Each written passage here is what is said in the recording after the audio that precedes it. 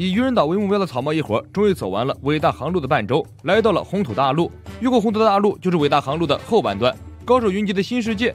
要去往新世界，就必须要经过渔人岛。但是草帽团在红土大陆前迷失了方向，找不到通往渔人岛的入口。就在大家一筹莫展之时，草帽团遭遇海兽袭击，路飞一拳头击中海兽，海兽受到了重击，突出了2个人影，一个是人鱼族凯米，另一个则是海星帕帕古。人鱼都到了，看来人鱼岛也不远了。凯米看到草帽一伙人强势围观自己，吓得脸都变形了。发觉对方并没有恶意后，凯米放松下来。他告诉大家，自己最容易被海兽吃掉，大概已经有20次了。为了感谢众人的救命之恩，凯米决定请大家吃章鱼烧。一听有好吃的，路飞又来精神了。凯米大方伸出手，每个人付了500贝利伙食费，章鱼烧管够。路飞等人兴奋劲儿一下被浇灭，500贝利也太奢侈了，那么都不会给那么多零花钱。海星帕帕古跳起来就给了凯米一巴掌，现在又不是在做生意，不至于这么黑吧？山治一点不在乎伙食费的事情，只要有人鱼看就行了。乌祖在一边小声提醒道：“你不是见过可可罗婆婆吗？”路飞一脸不可思议：“可可罗婆婆怎么可能是人鱼？她明明双脚走路。”弗兰奇将事情的经过说了一遍，路飞一脸嫌弃：“可可罗婆婆真的是人鱼？想想都恶心！那么一拳头打过来，你们够了！”其他人对凯米充满了好奇，毕竟大家对人鱼了解不多。布鲁克更过分，走上前去，这次没有要求看内裤，直接伸手借钱。凯米看到布鲁克的脸都吓得变色了，山治一脚将布鲁克踢翻。看看你把人家吓得，滚一边去！布鲁克厚着脸皮表演了一段徒手掀开头盖骨，凯米大呼惊奇，鼓掌称赞。路飞凑过来问出一个所有听过人鱼传说的人都好奇的问题：你们拉屎吗？凯米刚要回答，山治哭着将他打断：不拉屎，仙女都是不拉屎的。路飞一把将派大星帕帕古救了过来。凯米介绍道：帕帕古是自己的宠物，也是自己的师傅。大家愣了，师傅教啥呀？教怎么做海星刺身吗？凯米摇摇头，帕帕古是个设计师，能设计很多好看的衣服。路飞更好奇了，为什么一个海星还能说话，还能做设计师？帕帕古得意洋洋，干劲儿这种东西很可怕的，年轻人。凯米为了报答草帽一伙没有把他们2个海鲜做成生鱼片的恩情，决定请大家吃章鱼烧。他掏出电话筒联系一个名叫小巴的同伴，电话接通后传来一个十分凶恶的男人声音，男人自称马可波罗，已经联手飞鱼骑士团把小巴给劫持了。凯米惊了，是那个历险记的马可波罗吗？罗宾大感不妙，看来好像又遇到什么麻烦事了。吃口章鱼烧真他妈费劲。劫匪为了哄骗凯米上门送人头，让他伙伴小巴接起了电话。小巴一副怂样，窝囊囊的告诉凯米，千万别去送人头，自己一定会反杀对方的。劫匪马可波罗给凯米留下了一个地址，并且威胁道：如果你不来救你的小伙伴们，我们就把它卖掉。章鱼鱼人可是很少见的，能卖很高的价格。娜美听得一愣一愣的，总感觉那个叫小巴的鱼人声音听起来分外熟悉。路飞一脸吃相，流着口水说道：章鱼烧呢，还吃不吃啊？凯米难过的表示，只能下次请大家吃章鱼烧了，自己现在必须去救出伙伴。路飞发出十分不满的声音，娜美灵机一动，提出来可以让自己的伙伴帮助凯米，条件是凯米需要告诉自己一伙怎么到达渔人岛。凯米一口答应。路飞好奇地问：小巴是谁？凯米说：小巴是自己打工的章鱼烧店铺的老板，能做出世界上第一好吃的章鱼烧。路飞怒气值瞬间叠满，大吼一声：救出小巴是头等大事，兄弟们，就算拼上命也要救出这个章鱼烧。营救计划已经确定，首先要确认敌方的位置。凯米和帕帕古研究了一些地图，确认了飞鱼骑士团基地的大概位置。接着凯米使出独门绝技，召唤鱼类，让鱼类帮忙带路。鱼群在桑尼号的前面飞速行进。路飞一声令下，全团向飞鱼骑士团的基地全速前进。位于香波地群岛最东边的海岛附近的飞鱼骑士团基地，从外面看去好像像一个海上山寨。老大迪巴鲁听声音应该是一个狠角色，就是那种装最狠的逼挨最多打的那种角色。与凯米通电话的马可波罗也是个鱼人，只不过是鱼人族中的鱼渣。他为了一己私利，向人贩子迪巴鲁出卖自己的同胞，打电话骗凯米过来，当然也是为了把他一起抓了，然后拿出去贩卖。人鱼在人口买卖的市场上价格可比鱼人族要高，凯米对他们来说是极其贵重的商品。迪巴鲁换来手下派人出去在海上布防，一看到人鱼凯米立即绑架回来。船行半路，索隆修行结束，从瞭望塔跳下来，一边擦汗一边询问航程。路飞高兴地向索隆介绍人鱼凯米。索隆脑海中浮现出可可罗婆婆的样子，记忆一点点从脑海中删除。他面不改色地说道：人鱼呀，第一次见到呢。帕帕古告诉大家，在香波地群岛人口买卖可是很盛行的，这附近有10几个黑社会绑架团体，其中人鱼更是以高价被交易。以马可波罗为首的鱼人3人组一直在找机会对凯米下手。这一次凯米和帕帕古被海兽吃了，没能及时回到店里。章鱼烧店的老板小巴因为担心他们2人出来寻找，结果被马可波罗一伙抓走。小巴本来是很厉害的，说是马可波罗一伙易如反掌，没想到这次绑架有飞鱼骑士团参与，事情变得有点棘手了。飞鱼骑士团是附近很有势力的一个人贩子集团，江湖传言被他们盯上的100%完蛋。首领迪巴鲁是个戴着铁面具的男人，没人知道他的真实身份，据说一直在寻找什么人。通过香波地群岛的外来船只都要通过迪巴鲁势力的检查。凯米点点头，小巴是个很正直的人。索隆坐下来不爽地说道：“一提到章鱼、小巴这些字眼，我脑海中就会浮现出一个鱼人的纯脸。”山治吐了一口烟，如果是那个家伙，我们是绝对不会救的。不过应该不会这么巧合吧？路飞自信地告诉凯米：“放心好了，我一定会救出你的同伴章鱼烧的。”布洛克，来一首打气的曲子。布洛克加起小提琴来了一首宾克斯的《五粮液》。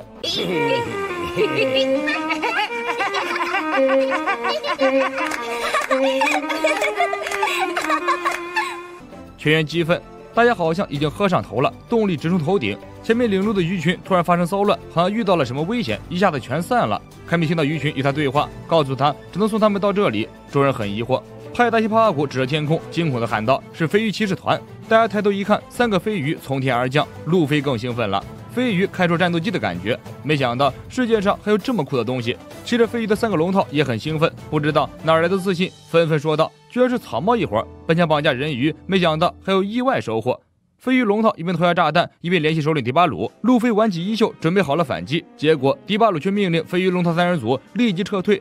短暂的冲突就这样戛然而止。草帽一伙很不甘心，路飞已经相中了飞鱼摩托车，这种活体摩托离开海水能在空中飞5分钟，十分带劲儿。路飞嚷嚷着一定要骑一次过瘾。山治默默地吸了一口烟，看刚才那3个龙套来势汹汹，大有干一架的气势。看来前方道路多风险，又是一场恶战了。几海里之外的飞鱼骑士团基地，迪巴鲁听闻手下报告说草帽团进入香波地群岛海域了，又愤怒又激动，一把捏碎了红酒杯，浑身止不住的颤抖。让我好等啊，真是让我好等啊！这海贼船才是我等待已久的船，我要杀了他，那个扰乱我人生的男人。帕瓦古说道。迪巴鲁似乎在寻找什么人，现在看来他寻找的那个人就在草帽团的船上，而且还是他恨之入骨的仇人。3个飞鱼龙套回到基地，抱怨首领把他们撤了回来，如果让他们动手的话，人鱼和草帽团都能给你绑架回来。迪巴鲁勃然大怒：“你们懂个卵蛋！你们根本不知道我是怀着怎样的心情等待着那群海贼出现的。一想到那个男人，我背上巨大的伤口就会猛烈的疼痛起来。日复一日，我都在对他们的恨意中度过。今天我杀不杀那个家伙，这是我人生中最重大的选择。”属下们吓得瑟瑟发抖，立即附和道：“杀无赦，绝对不能让那群家伙活着出去。”迪巴鲁点点头，正因为这样，才要慎重行事，准确无误地灭了他们。迪巴鲁向看起来不太聪明的马可波罗3人组表示了感谢，这大概就是命中注定。正因为他们绑架了渔人小巴，才引来了自己的仇人草帽一伙。一般小巴听得心惊胆战，说起来自己和草帽一伙可是有着很深的过节呢。没有错，这个小巴就是阿罗海贼团那个8道流的章鱼鱼人，也就是索隆脑海中浮现出来的那张鱼人纯脸。当年因为娜美的事情，草帽团和阿隆海贼团大打出手，结下了梁子。小巴作为阿隆海贼团的残党之一，心里直哆嗦。这要是被草帽一伙逮住了，那还了得，少不了又是一顿毒打。飞鱼骑士团这些个憨逼还在做梦把草帽团抓过来一起卖了，太傻逼了！他们的恐怖不是你们能想象的，说吊打你们都是抬举你们了。小巴慌得坐立不安，四处寻找逃跑的机会。迪巴鲁手下的瞭望人员发现了草帽团的海贼船，立即向迪巴鲁报告。迪巴鲁一声令下，全员各自待命。路飞一会儿还很兴奋，毕竟马上就要吃到章鱼烧了。凯米一脸担忧，嘱咐大家要小心行事。光是马可波罗3人组就是抓过自己30次的强敌。乌索普吐槽道：“是你自己太弱鸡了吧？桑尼和接近飞鱼骑士团的村寨，居然一个人没有。”迪巴鲁的手下们全部藏在暗处，把小巴留在外面做诱饵。小巴看到草帽团的旗帜，吓得要死，想跑也跑不了，情急之下突出墨汁，将自己隐藏了起来。不过这种伪装毫无意义，光从他的声音和他罕见的轮廓，娜美等人就已经猜到8、9不离10，就是阿龙船上的那个人渣啊，不对，是鱼渣。山治大声问道：“阿龙还好吗？”小巴想也没想，脱口而出：“你说阿龙啊，他和同伙们都被海军抓了，只有我逃了出来，自己干点小本生意，卖章鱼烧。”路飞反应了足足10几秒，突然恍然大悟：“原来是你这个混蛋！早知道是你，我们是绝对不会来救的。但是你这小子的章鱼烧真的有那么好吃吗？”凯米很高兴，因为草帽一会儿和小巴是朋友。索隆阴着脸怒道：“才不是那种鱼渣的朋友！”小巴大声警告凯米不要接近，这里面有陷阱。可是之前凯米被人贩子抓到的时候，小巴也多次出手相救，早已建立很深的友谊。眼见草帽一伙对小巴恨之入骨，看来是有什么过节。凯米和帕帕古只好跳入水中自行营救小巴，结果不出所料，刚一入水就被马可波罗白痴三人组抓了个正着。小巴急了，不断撞击笼子，试图挣脱笼子去营救凯米。娜美看着小巴，冷静地思考了一下，决定把小巴一起救出来。当年给自己留下痛苦的是阿龙，仔细想想，小巴也的确没做过什么坏事，而且凯米是无辜的，自己一伙已经和凯米有了约定，就是他的朋友。作为正派人物，诺言是不能轻易反悔的。路飞就等着娜美这句话了，因为张玉烧对他的诱惑实在是太大了。如果娜美不同意救出小巴，路飞估计都要抑郁了。飞鱼骑士团得到迪巴鲁的命令，从水底下窜出来，将桑尼号包围。索隆等人早已准备好了。路飞一脸兴奋，大吼一声：“兄弟们，开战了！”飞鱼骑士团的飞鱼摩托从空中呼啸而过，路飞锁定好了自己心仪的坐骑，骑上去将驾驶员给扔了出去，独自一人爽了起来。飞鱼骑士团向桑尼号上丢炸弹，山治跳起来一顿旋风腿将炸弹击飞。骑士团胯下的飞鱼只能在空中飞行5分钟，为首的头头一声令下，所有人暂时沉入水中，路飞也跟着沉了进去。乔巴和布鲁克情急之下跳下水去救路飞，被娜美和弗兰奇捞出来一顿臭骂。另一边，马可波罗白痴三人组准备趁机劫持凯米和帕帕古，索隆跳出来利刃出鞘，小巴的牢笼被打开，敖明猛兽出笼。马可波罗三人组想要挣扎一下，给自己争取几分钟的戏份，小巴一人一拳头，三人提前杀青。乔巴和乌索普用大炮做成简易的地对空反导弹系统，一炮轰掉3个飞鱼骑士。迪巴鲁急了，许诺给不要命的人加工资，派手下去做人肉炸弹，重赏之下必有勇夫。一个大块头立即表示自己愿意试试，抡起大锤子向桑尼号俯冲而来。山治表示很淡定，换来路飞。路飞，你去吃了那条鱼。路飞爽快的答应，二人从石头甲板上跳起，配合十分默契。路飞鼓起肚子拦下飞鱼，山治的飞起一脚将大块头给踢了下来。接着路飞抓住飞鱼一个背桥摔，晚饭解决了。布鲁克对自己差点被淹死的师太大感悔恨，拔出气剑准备露一手。由于身体只剩下骨头，布鲁克可以十分轻盈地跳到很高的地方。在敌人拙劣的目光下，布鲁克弹起小提琴，优雅地演奏了一首催眠曲。敌人在懵逼中昏睡过去。布鲁克跳到海面，轻盈地在海面上急速奔跑，手中的细剑挥动，掉落下来的敌人直接被斩杀。路飞大为震惊，瞅准一只从头顶快速掠过的飞鱼，甩出双手飞了上去，结果惊讶地发现自己已经被催眠了。飞鱼失去控制，急速下坠，冲进了村寨里一个建筑中。昏暗的房间里，路飞歪歪扭扭地爬起身，隐约看到自己面前坐着一个身材魁梧的男子。在看清男子五官的一刻，路飞惊恐地瞪大了眼睛。男子抓起旁边的铁头盔，缓缓站起身。你都看到了吧？路飞的头发都快炸起来了，这大概就是所谓的头皮发麻。男子浑身散发着强烈的杀气，抓起把巨型鱼叉枪走到路飞面前。村寨外面，飞鱼骑士密密麻麻的从空中飞过，像一群苍蝇一样。草帽团各自使用招式与飞鱼骑士激烈对撸。突然，从村寨里面传出一阵轰轰隆隆的响声，大家放下手中的活计，抻长脖子看热闹。路飞嚷嚷着从一片废墟之中跑了出来，指着身后喊道：“有牛！”飞鱼骑士团听见摩托的低吼，士气大增。有这等破坏力的只有他们的首领铁面壮汉迪巴鲁。一片烟尘散去，迪巴鲁骑着军牛摩托出现在众人的视野中，霸道又野蛮，大吼着向手下发布命令：只要能杀了草帽一伙，就算把村寨毁了都没有关系。迪巴鲁转头看向凯米、人鱼、鱼人，还有那个烂狮子颜色的手套，你们滚吧，与你们没有关系。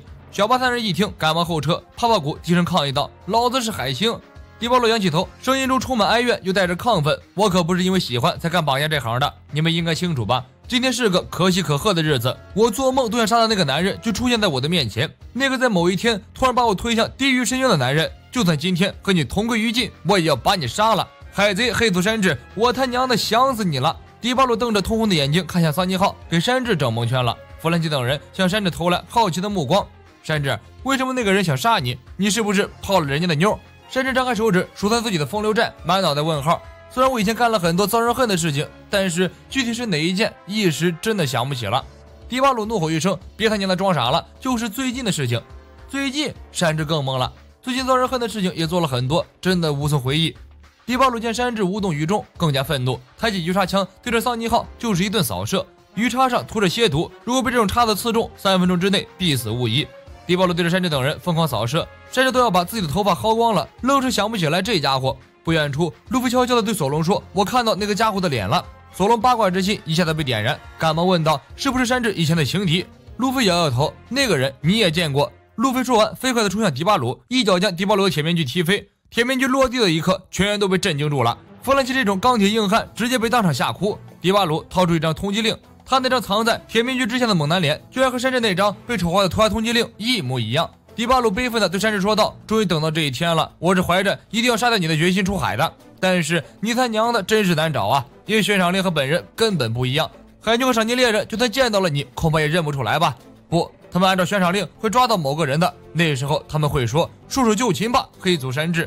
然后那时候我就会哭着对他们说：去你妹的，老子根本不认识那个家伙，老子连他娘的海贼都不是啊！黑族山治，这一切都是你的错，你能明白吗？突然有一天，无数人都想要取我性命的那种恐惧，为什么？为什么我会被海军总部追杀？为什么那些赫赫有名的赏金猎人提着刀枪找上门？都是因为你做海贼出了名，我才被迫每天东躲西藏，食不知味，夜不能寐。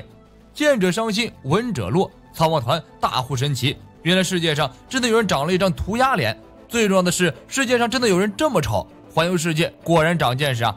山治明白了事情的起因经过，但他对迪巴鲁一点也不可怜，甚至心中同样燃起愤怒的火焰。明明老子有一张偶像剧男主角的帅脸，一身杀马特贵族王朝的气质，都是因为世界上有你这种丑逼，才会给天杀的画师带去灵感，画出这么丑的一张通缉令，把高贵的本少爷画得跟个流浪汉一样。山治飞奔过去，对着迪巴鲁的肥脸就是一脚。迪巴鲁和山治互不相让，火药味十足。而草帽团的诸位除了弗兰奇，其他人都要笑抽了。布鲁克笑的差一点腰间盘突出，路飞摆摆手：“山治，你们先吵着，我们先走一步了。”山治气得要死，大骂迪巴鲁是个傻屌。既然自己和通缉令长得一模一样，你不会变个装，换个发型，留个胡子吗？迪巴鲁沉思半晌，恍然大悟：啊，原来还有这个办法呀！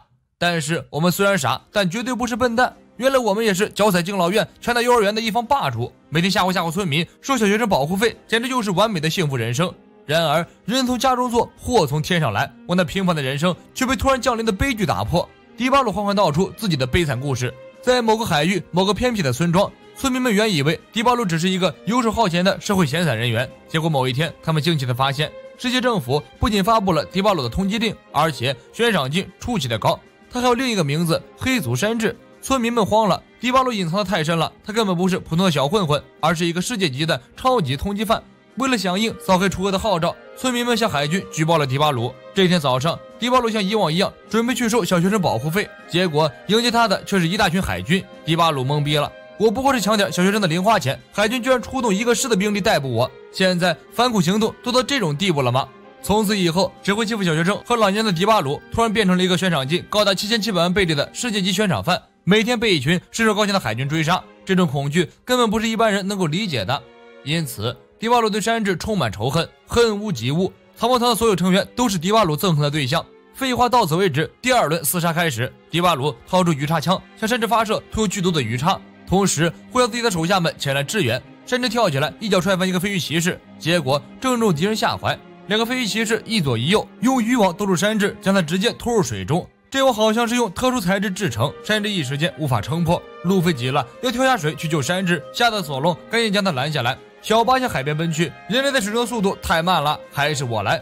迪巴鲁哈哈大笑，就算是鱼人在水里也追不上飞鱼，飞鱼在所有鱼类中的游泳速度可是一流的，而且骑士们都带着氧气瓶，能在水里潜很久，那个家伙肯定会窒息而死的。黑族山治再次浮出水面的时候，只能是一具溺水而亡的尸体了。说是迟，那是快，凯米扔在背包，直接跳入海里。派大星泡泡谷站出来得意洋洋：牛仔男孩，你好像忘了一个人。虽然飞鱼的速度很快，但是在人鱼族面前就是弟弟。在这片大海中，没有哪个物种在水中的速度可以比得过人鱼。那么评论里的小伙伴可能就要问了啊，他那么厉害，还被海兽抓了30次，被鱼人抓了20次。帕帕谷解释道，如果他不是经常发呆，是不会那么轻易被抓住的。逻辑完美，前后不矛盾。这时水面突然泛起巨大的水花，从水中冲出一个庞然大物，众人定睛一看，是一个比桑尼号还要大1倍的巨型船锚。飞鱼骑士团将船锚运向桑尼号的正上方，准备将桑尼号击沉。只要将能力者打入水中，任用他们再厉害也没有还手之力了。迪巴鲁歇斯底里的大吼一声，沉入海底吧！草帽海贼团此时再发动风来炮避险，显然已经来不及了。眼看巨型船锚就要砸了下来，弗兰奇直接一个神操作，灵活地避开了从天而降的巨型船锚。不过别以为这就完事了，狮子再可爱，别忘了它也是要吃人的。这可是一艘有着可爱外形的海上战舰。弗兰奇指挥乌索普用船头的暗门进入狮子头中，乌索普拉开暗门，惊呼牛逼，因为在狮子头里，弗兰奇安装了一系列战斗系统。桑尼号的狮子头根本不是装饰，而是武器。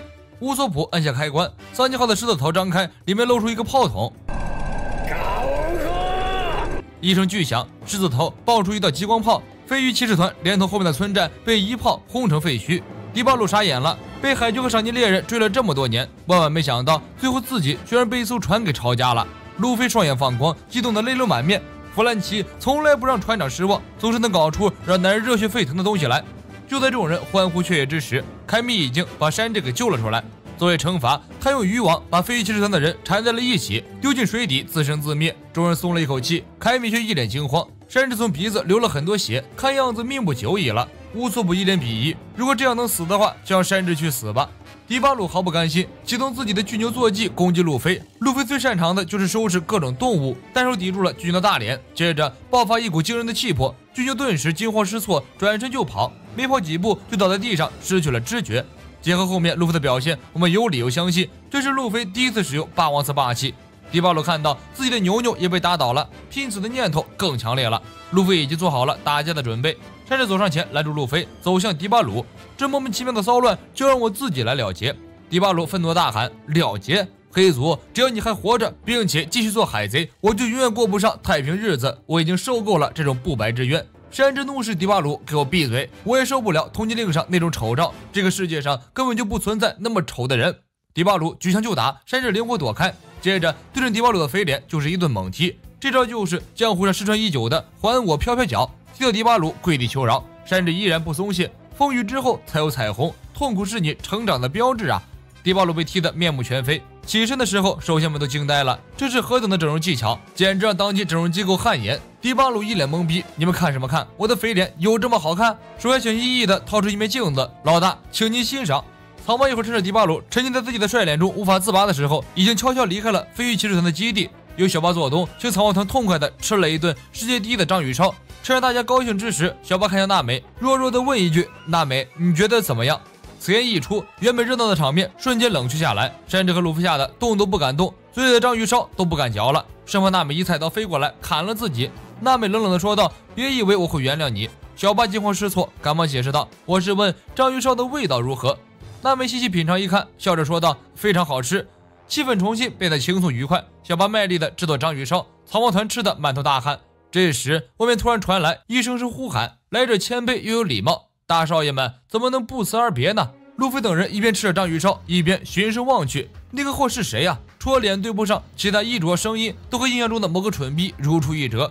整修后的迪巴鲁不仅五官正了很多，心情明显大好，变得也礼貌许多，再也不是郁郁寡欢的反人类分子，成了一个阳光男孩。他努力抛了一个媚眼，笑道：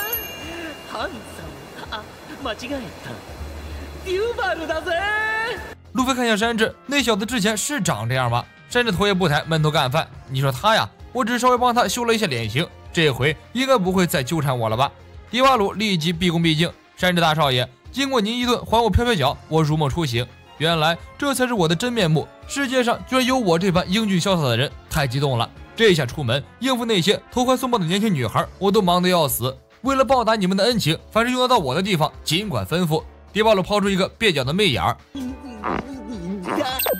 山治面无表情地说道：如果说有事需要你帮忙，就请你别出现在我面前，有多远滚多远，这就算帮了大忙了。迪巴鲁故作惊讶：什么？你说我很英俊？山治大骂：滚犊子！迪巴鲁看向娜美，红着脸，虽然很难为情，但是你的绯闻我就收下了。娜美大骂：你可真是普信天花板呀！下一期吐槽大会没有你我都不看。乌索普在一边默默吐槽道：帅是帅了，只不过还是那么白痴。迪巴鲁沉默了一下，笑道：嫉妒而已。乌索普上前就要干架，没见过你这么不要脸的人。路飞赶忙将他拦住：乌哥，算了，不要和脑残一般见识。迪巴鲁高兴地留下了自己的电话筒号码，告诉路飞一会儿只要需要自己帮忙，就可以随时打电话过来，你们一定会用得上我的。说完，迪巴鲁抛了一个难受的媚眼，带着兄弟们潇洒离去。草帽团松了一口气，这个二货终于滚了。迪巴鲁离开后，草帽团的章鱼烧大餐也结束了。小巴松了一口气，从此破产停业，再也没有开过章鱼烧店铺。布鲁克拿出自己的专用保温杯，倒了一杯浓浓的补钙养生茶，看了娜美一眼，平静地说道：失礼了。布鲁克说完，接连发出哼嗝的奇妙声音。这一连串操作给娜美都干懵了。山治把小巴三人叫上甲板，大家一边喝茶一边研究去往渔人岛的路线。凯米和小巴建议草帽团先前往香波地群岛，再由香波地群岛去往渔人岛。乌索普很好奇，难道不能直接前往渔人岛吗？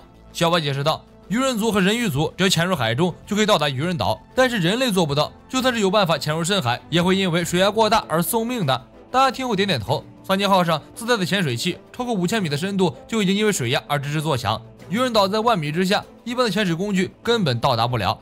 弗兰奇陷入沉思，到底怎样才能到达渔人岛呢？帕帕古清了清嗓子，站出来强行解释了一波。正常人去往新世界有2条路可选，一条是经过红土大陆上面的圣地玛丽乔亚，穿过玛丽乔亚后就可以到达另一边的新世界。不过这个方法对于路飞等人这种不法分子是行不通的，而且翻过红土大陆还需要弃船，徒步翻过去后到红土大陆另一端再买一艘船，中间又要递交申请，又要各种政府批文，总之就是时间漫长，手续繁琐。对于普通的群众来说，这个方法唯一的好处就是安全。路飞一伙既不可能通过玛丽乔亚，也不可能舍弃桑尼号重新买船，这条路直接 pass。那么就只有一条路可以选择了，那就是先到达海底的渔人岛，最后通过渔人岛到达新世界。渔人岛路线虽然很方便，不过这条路线比较危险，很多人潜入海底都会被海兽或者海王类连同船一起吞掉。乌索普和乔巴吓得脸色大变。娜美提出了另一个问题，连同船一起被吞掉，难道那些人都带着船潜水？可是船要怎么潜水呢？凯米微微一笑，这就是我们要前往香波地群岛的目的，在那里可以进行专业镀膜，让船不受水压的影响，畅通无阻的在10000米水下自由航行。众人还想打听更多的消息，凯米不多的解释，笑道：“到了地方你们就知道了。”飞鱼骑士团的基地距离香波地群岛距离也不是很远，很快草帽一会儿就来到了香波地群岛海域。众人看到岛上的风景后，惊得张大了嘴巴。这个地方大概是一路航行至此看到过最浪漫、最梦幻的地方了。大大小小的数个岛屿汇聚在一起，岛上生长着像楼房一样又粗又高的大树，岛屿周围被无数泡泡所包围，好像童话世界一样。桑尼号刚一接近群岛，立即就被泡泡笼罩其中。路飞问道：“是谁吹出这么多泡泡啊？”凯米回答：“这些都是自然形成的。”罗宾提醒娜美检查记录指针，娜美看了一眼，记录指针依然指向海底深处渔人岛的方向。那么问题来了，如果在香波地群岛停留太久，记录会不会被换掉啊？小巴回答：“大可不必担心，因为香波地群岛是没有磁性的。世界上有一种名为红树的巨大树木，树根会随着海水的涨潮退潮而时隐时现。香波地群岛就是由世界上最大的红树雅尔奇曼红树林组成的。全岛总共有79棵红树，79棵红树上每棵树都标着号码，证明的44号树是民间入口。这么做大概是为了防止人们迷路。草帽团在免费导游小巴的指挥下到达41号岛，靠岸后全员激动地登岛游玩。小巴提醒大家千万不要忘记这个岛的号码，岛与岛之间有桥梁连接，只要记住号码就不会迷路。你这句话对索隆来说根本没用。乌索普和乔巴不约而同地回头看了看索隆，索隆一脸迷茫：“你俩有事吗？”而草帽团万万没想到，此次离开桑尼号一别就是2年，想找回来太不容易了。雅尔奇曼红树的树根会分泌出一种天然的树脂，这些树脂会随着树根的呼吸而膨胀起来，形成巨大的泡泡。罗宾蹲下来摸了一把土地，果然糊了一手黏糊糊的树脂。罗宾撇撇嘴，随手将树脂抹在乌索普的裤衩上。路飞乘着泡泡飞向高空，指着地面喊道：“有游乐场，我们去玩吧！”凯米笑道：“那里是香波地游乐园，有摩天轮，我一直梦想去做那个呀。”小巴很疑惑：“那为什么不去做呢？”帕帕古立即打断凯米：“别犯傻了，凯米，你想啥呢？”凯米低着头，失落地走开，留下乔巴一人在原地懵逼。难道未成年人和非人类不能乘坐摩天轮吗？路飞乘着泡泡飘到高空，结果泡泡到达一定高度突然破裂，路飞重重地摔在地上。好在是橡胶人，没什么大事儿。小巴告诉大家，登岛除了游玩，有一个重要的任务，就是找到镀膜的工匠，让他用树膜把船给包起来，这样船就可以在水下航行了。这是人类到达渔人岛的唯一办法。好在小巴认识一个很厉害的工匠，如果是遇到手艺不精的工匠，连人带船一起沉入海底就完蛋了。小巴答应带路飞等人去见那个厉害的工匠，不过有一个条件，进城之后他们会碰见许多世界贵族，也就是居住在玛丽乔的那些天龙人。无论发生什么事儿，绝对不能和世界贵族发生冲突，就算是有人在你们面前被杀，也要装作看不见。草帽一伙与凯米和小巴一起赶往城镇寻找工匠，顺便游览当地风景。弗兰奇、乌索普和山治留下来守船，索隆偏偏不跟着大部队，非要单独行动。乌索普和山治劝索隆冷静一点，以你这个智商是不可能一个人找回来的。索隆十分不屑，认路有什么难的，记住树干上的号码就行了，居然敢瞧不起大哥。说着，索隆瞥了一眼树干上的号码，桑尼号停靠的位置为41号岛，结果因为泡泡遮挡，索隆只看到了数字1。这个愣头青嘀咕了一句：“原来是1号岛啊！”然后头也不回，潇洒离开。山治和乌索普在后面不断挥手高呼：“一定要问路啊，千万不要相信自己！”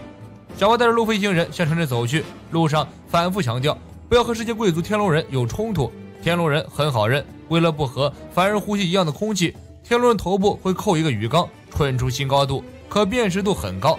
香波地群岛作为伟大航路和新世界的枢纽中心，汇聚着三教九流、各路豪杰，有很多和草帽团一样有名的海贼。海贼在这里就算被绑架和贩卖，都是不受法律保护的。另外，海军总部就在附近的海上，所以岛上聚集大批精英海军，还有赏金猎人、人贩集团、各路不法分子。在这种地方，低调是最有效的保命手段，过于高调就会很容易被盯上。大家一路吃吃玩玩，溜达着向13号岛走去。小巴介绍的镀膜师傅就在13号岛。路过30号购物街的时候，娜美和罗宾暂时和大家分开，去购物街疯狂购物。路飞等人坐在无人的街道上，开启飙车模式。一行人行至香波地群岛的市区内，远远的就听见一阵吵闹声。走近一看，一大群路人驻足在路边围观。道路中间有一个高大的壮汉，脖子上戴着项圈，正在人群中吵吵嚷嚷，咆哮着恳求路人帮助自己把项圈给拿下去。不管是用刀子还是锯子，只要能把项圈拿下去就可以了。路人只是远远的看着，没人敢上去帮忙。壮汉大概是个海贼，哀嚎着说道：“帮帮我，我想回家，我已经放弃去新世界了，家里还有老婆和孩子。我走的时候，孩子才刚刚出生，那孩子还不知道爸爸长什么样子，求求你们了。”路飞等人停着靠在路边观望，小巴大概看出了路飞的心理，赶忙制止住他，别和那个人扯上关系。那估计是被绑架集团抓住，然后卖掉的海贼，被买主带到了这座岛上后，想要逃跑。不过他应该清楚自己是逃不掉的。高大的壮汉一边哀嚎，一边四处乱撞，脖子上的项圈发出急促的警报声，周围的群众连忙四散躲开。壮汉似乎意识到了什么，抓着项圈不住惨叫。众目睽睽之下，项圈突然爆炸，壮汉浑身是血，栽倒在地。小巴告诉路飞，奴隶平时都是被链子拴住脖子的，如果想挣脱锁链逃走，项圈就会爆炸。围观的群众有人喊道：“那家伙是逃走的奴隶，绝对不要和他扯上关系。”布鲁克等人很慌，这种时刻不是应该伸手去救人吗？哈巴谷赶紧提醒道：“笨蛋，不是说好了不论发生什么事都不要插手吗？”凯米更慌张，有奴隶在这里就说明天龙人就在附近。小巴安抚了些凯米，将一头雾水的路飞从泡泡车上扯了下来。路上那些围观的群众突然集体下跪，一个扣着鱼缸的狗慢慢悠悠地走了过来。路飞更懵了，原来那就是天龙人，我们村都管他叫沙皮狗，还是城里人会玩啊，狗的地位都这么高。小巴赶忙摁住路飞的脑袋，低声提醒道：“不管谁来了，都不要和他对视，老老实实的跪着就好了。”路飞低头瞥了一眼旁边，看到从街道的另一边走来两个扣着鱼缸、身穿白色长袍的人，他们的身后还有守卫和奴隶跟着。原来他们才是天龙人，只是不知道这两人有什么本事，能让大家这么惧怕他们。女性天龙人走到死去的奴隶身边，一边狠踹着地上的尸体，一边咒骂废物。这还不过瘾，天龙人又掏出手枪，对着尸体疯狂扣动扳机。周围人紧闭着眼，路飞起身就要骂人，小巴眼疾手快，捂住路飞的嘴巴。天龙人发泄完了，骂骂咧咧的离开，海军立即涌上来拖走了尸体。等天龙人走远了，小巴和大家坐下来细细道明一切。天龙人本身其实没什么本事，任何一个海贼都可以锤爆他们一顿。之所以他们这么牛逼，是因为天龙人是800年前最初创建世界政府这个组织的20位王族的后裔。经过漫长的岁月，他们的权力慢慢膨胀，演变成了现在这种情况。如果敢对天龙人动手，海军大将就会赶来。黄猿、赤犬、星质和民众来说都是要命的力量，所以没有人敢得罪天龙人，天龙人才会如此嚣张跋扈。众人正聊着天，一群不知死活的赏金猎人围了上来，他们看中了路飞3亿贝利的人头，和草团大打出手。不过这些所谓知名的赏金猎人在草帽团的手中也根本过不了几个回合，被草帽团一顿收拾。这些人打不过草帽团，又打起了凯米的主意。为首的老大一眼就认出了凯米的人鱼身份，阴险一笑，一条诡计浮现脑海。路飞一行人先后收拾掉了3帮冒死来袭的赏金猎人，继续向着群岛深处走去。这座小岛不同于刚刚的市中心，街道破败，断壁残羹，街上明明有店铺，但是既不开张，也没有游客光顾，看上去已经荒废很久了。小巴解释道，这里的群岛非常开阔，所以有些政府部门也管不过来，岛屿深处连海军都不敢轻易靠近，算是一个不法地带。大家来到13GR前面一个巨大的树根前面，上面孤零零的坐了一个小店铺，小巴所说的那个十分靠谱的镀膜工匠就在里面。不过不知道这个店还有没有开，毕竟自己这10年都在做海贼，很久没来了。路飞很好奇，镀膜工匠也是人吗？凯米表示从来没见过，只听说他是一个很厉害的人。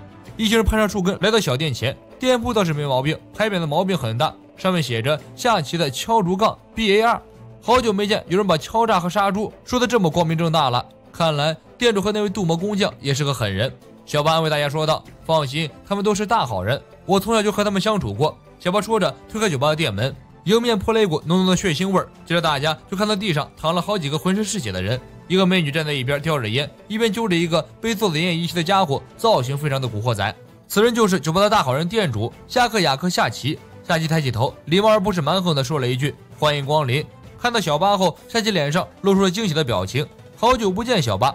小巴上前打招呼，夏奇招呼大家自便，自己还要扁人。小巴摆摆手：“您慢慢来，我们不急。”做完了人，夏奇坐下来和小巴叙旧。1秒钟没看住路飞，路飞就已经开始翻人家冰箱了。小巴吓得失声尖叫：“你们要被揍了！”夏奇笑了笑，毫不在意：“你们自便就好了。”夏奇站起身，递给小巴一个棉花糖。小巴分外惊喜。夏奇一伸手，这个棉花糖10万贝利。想到夏奇1打3的血腥场面，乔巴瞬间吓哭：“把我卖了才50贝利啊！”夏奇摸了摸乔巴的头：“我是和你开玩笑的。”夏奇对草木堂的情报了如指掌。一方面因为草木堂是最近大热的话题人物，一方面夏奇自己开店这么多年，和各种3196、牛鬼蛇神打交道，过路情报无不知晓。闲谈之中，夏奇提到自己曾经被海军卡普追得满世界跑，因为以前自己也是干海贼一行的，只不过在40年前就洗手不干了。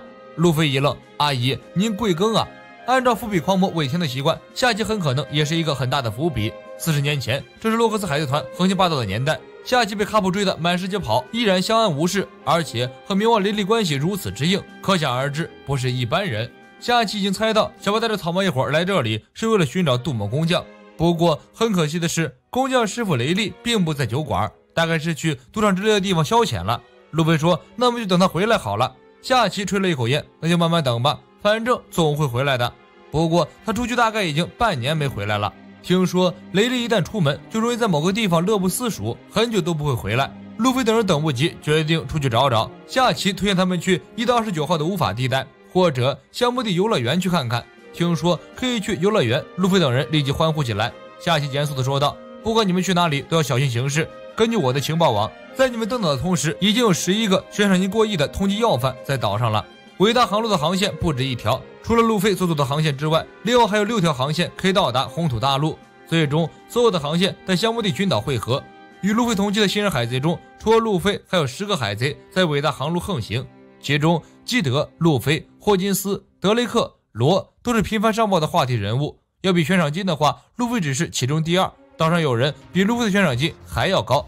此时此刻，在24GR 岛上，悬赏金过亿的超新星们不约而同的来到这里集会。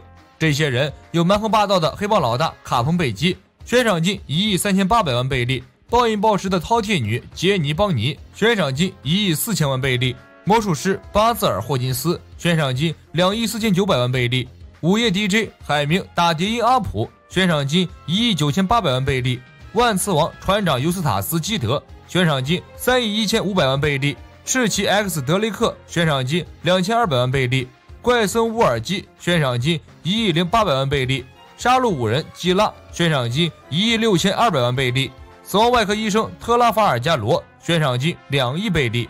当初进入伟大航路的海贼团数不胜数，到达香木地群岛的却寥寥无几。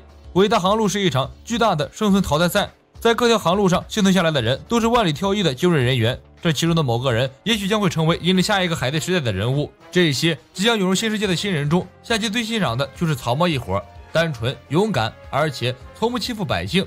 路飞哈哈大笑：“反正我自己开心就好了。对了，那个工匠大叔在这么混乱的城镇里待着，很让人担心啊。”夏奇平静地说：“我家那位你就放心吧，他可比你们这些小鬼强上100倍。”布鲁克和乔巴愣了，路飞怎么说也是打败2个七武海的人，比路飞还要强100倍，那得是什么人物啊？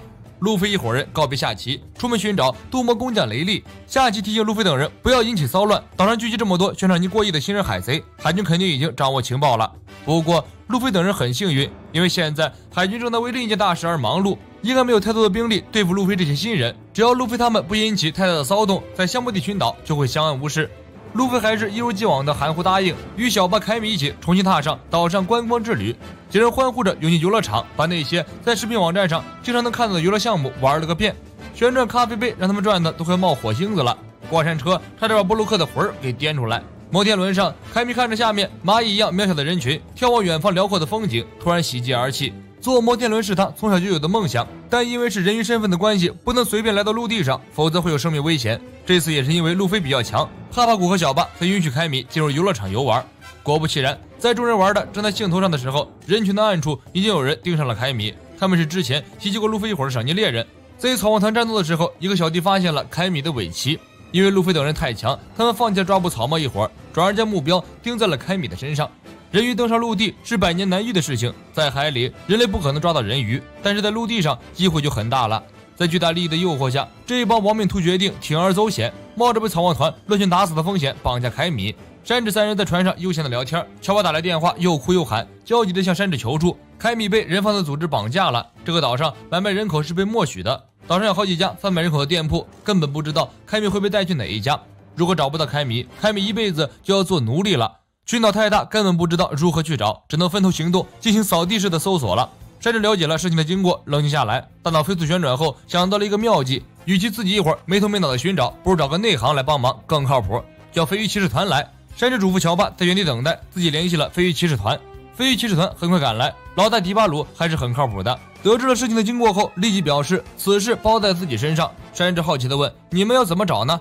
迪巴鲁自信地说道：“一行有一行的规矩，绑架人鱼小姐的人贩集团，我心里大概有了目标。首先去把分散在各处的草帽一伙都接过来，大家集中一起，再统一行动。”迪巴鲁一声令下，手下们骑着飞鱼迅速散开，只剩下迪巴鲁的大牛还在水里不慌不忙地移动。山治急得要骂人：“你不是老大吗？老大的坐骑不应该是最快的吗？”迪巴鲁表示很无奈：“我已经是组织里最帅的人了呢，如果坐骑比别人的好，那还让不让别人活了？”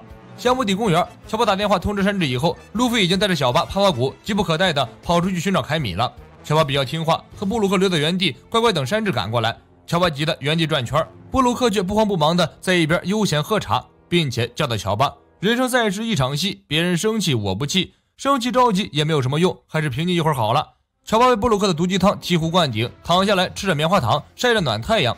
飞鱼骑士团带着乌索普很快赶到，乌索普二话不说，上来先把布鲁克和乔巴打了一顿。迪巴鲁向全队下令，继续调查岛上所有绑架集团的动向，同时要带上草帽一伙的成员，将大家集中一起。此时，路飞正与小巴、帕帕古一起寻到了一个人口贩卖的店铺。路飞冲进去，抓着老板就问有没有人来卖人鱼啊？老板表示店里你们随便找，看哪个像人鱼，你们直接拎走就行了。路飞三人在店里寻了一圈，没有任何结果，只好寻找下一个人口贩卖的商店。小巴安慰道：“也许还没有被卖掉。”帕帕古悔恨的大哭。游乐场是那些人贩子最佳的下手地点，自己明明知道那些人多想要人鱼，却因为一时玩心大起，把凯米一个人抛下，酿成这样的恶果。路飞看着哭得像个儿童手套的帕帕古，想起在摩天轮的时候，凯米喜极而泣的幸福微笑。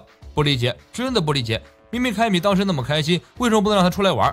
帕帕古哭着说道：“人鱼或者鱼人，只要来到这个岛上就很危险了。”但是小巴说：“无论如何都要帮助你们，所以才……”一边的小巴大吼一声，制住了帕帕古的抱怨。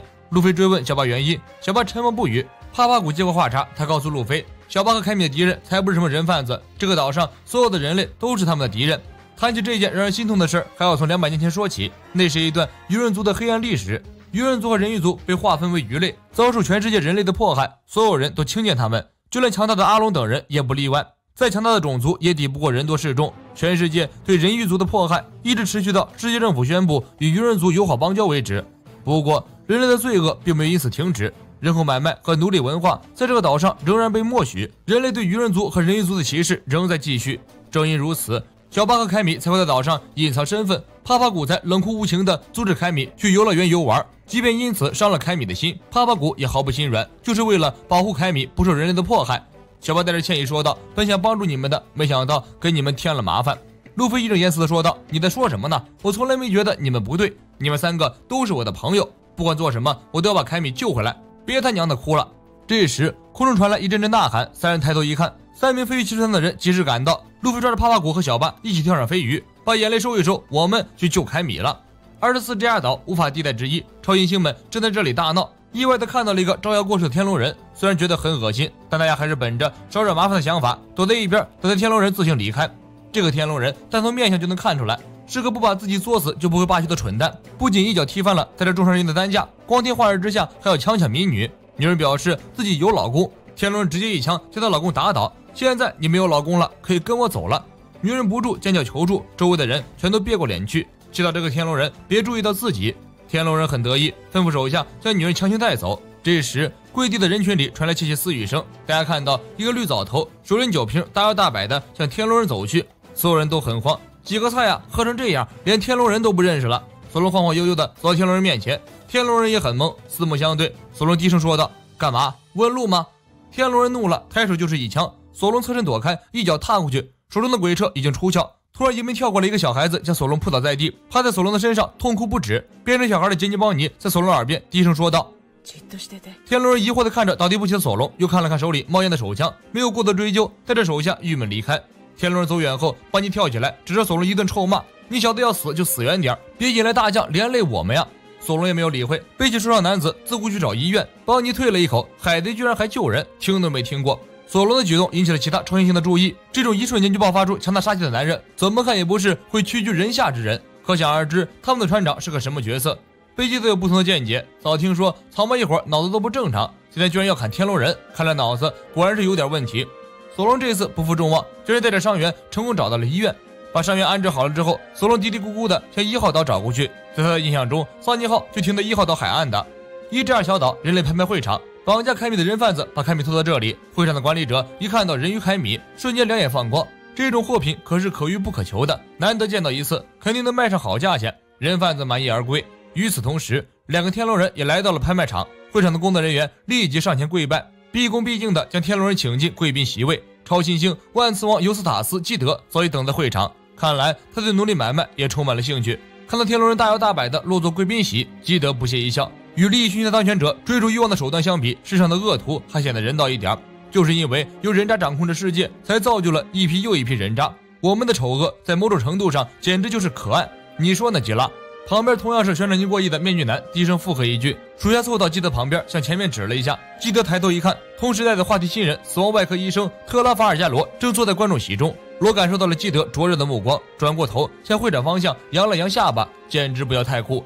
凯米被工作人员架着坐到了拍卖会场后面的牢笼，凯米一路上不断挣扎。会场的负责人走上前来，粗暴地给了凯米一巴掌，区人鱼，给老子老实点。手下赶忙拦住负责人，这可是重要商品，伤了可是要折价的，就算要打也要打肚子这种被衣服遮住的地方。负责人看着疯狂挣扎的凯米没了耐心，抓过一个项圈要强行给凯米扣上。突然一股莫名气息掠过，负责人浑身僵硬，直挺挺的倒在了地上。镜头转到牢笼中的另一个巨人奴隶，巨人一看就不是普通人，他缓缓睁开眼，瞥了一眼坐在自己身边的老头。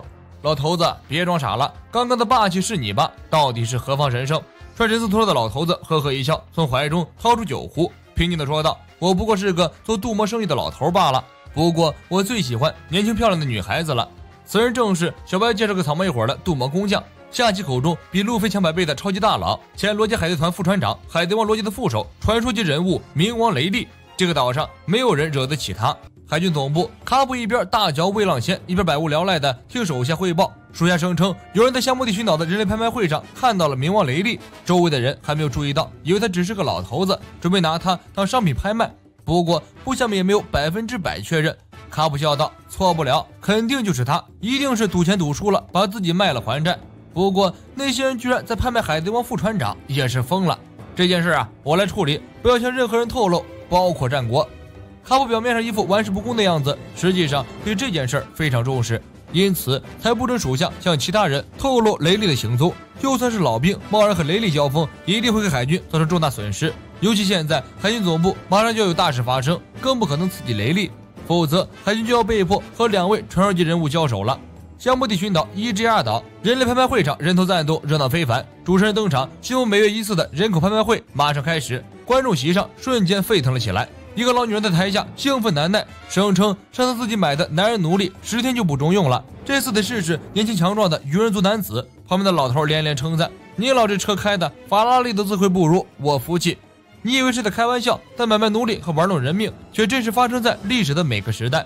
话不多说，拍卖会即刻开始。先说被带上台的1号商品是来自西海岛屿出身音乐世家的海贼，用主持人话说，文能表演交响曲，武能扫帚洗衣机，一个人就是一个乐团，一个人能扛几个小区的保洁工作，年轻力壮，可利用空间极大，起拍价48万贝利。经过拍卖直播间一系列小号的哄抬价格，顺利的将1号奴隶炒到了60万贝利，成功被人下单买走。飞鱼骑士团分散到各个小岛，挨个查清人鱼贩卖组织，暂时都没有得到凯米的消息。乌素不和与在一起的5号骑士在某个小岛上打听到，有一个人贩在拍卖会即将开始的时候带着一条人鱼登记了，地点就在1G2人类拍卖会。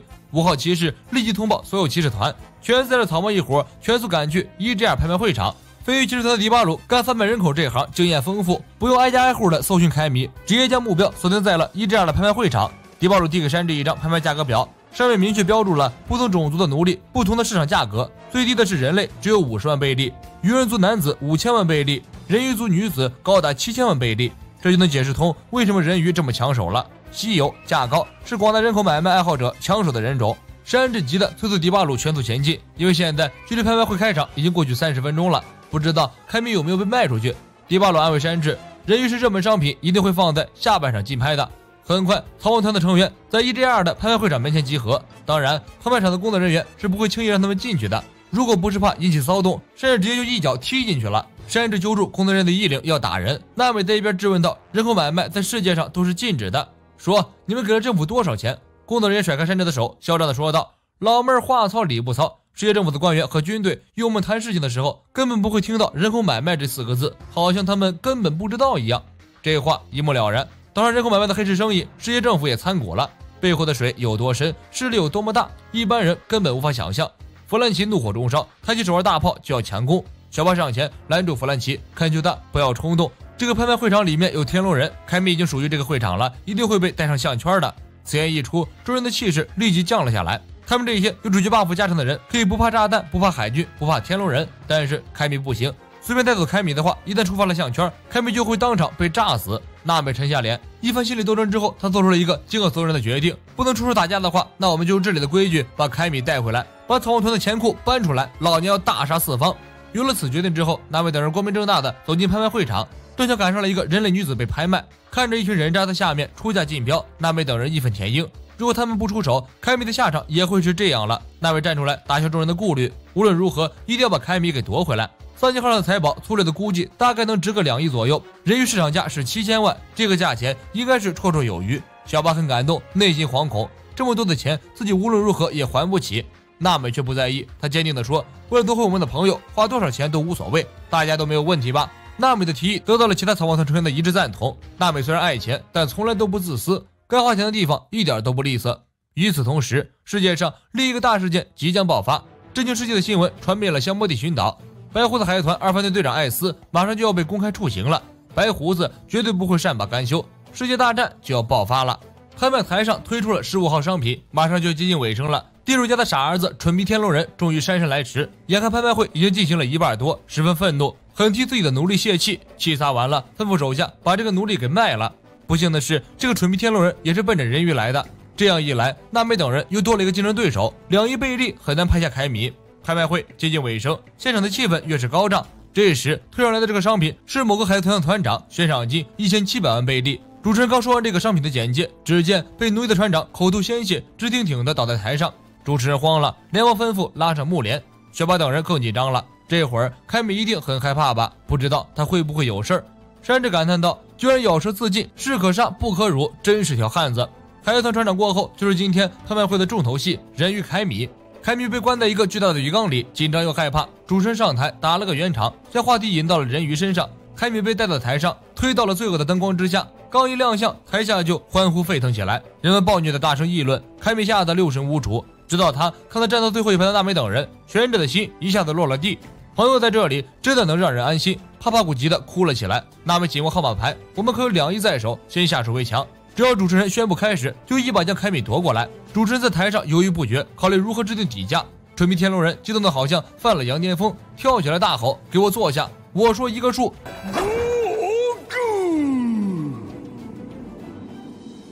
此价一出，全场寂静。娜美举到一半的号码牌，啪的一声掉在地上，全员傻了眼。还没开始就结束了，5亿贝利啊！他们得把路飞卖给海军，才能凑够这个数。凯米绝望地敲着鱼缸，小巴忍无可忍，决定铤而走险硬抢。帕帕古哭着喊道：“别扯了，凯米的项圈怎么办？他会被炸死的！”主持人见全场鸦雀无声，举起木锤，大声宣布：凯米以5亿的价格被蠢逼天龙人竞拍到手。木锤落下的一刻，轰隆一声巨响，路飞闪亮登场。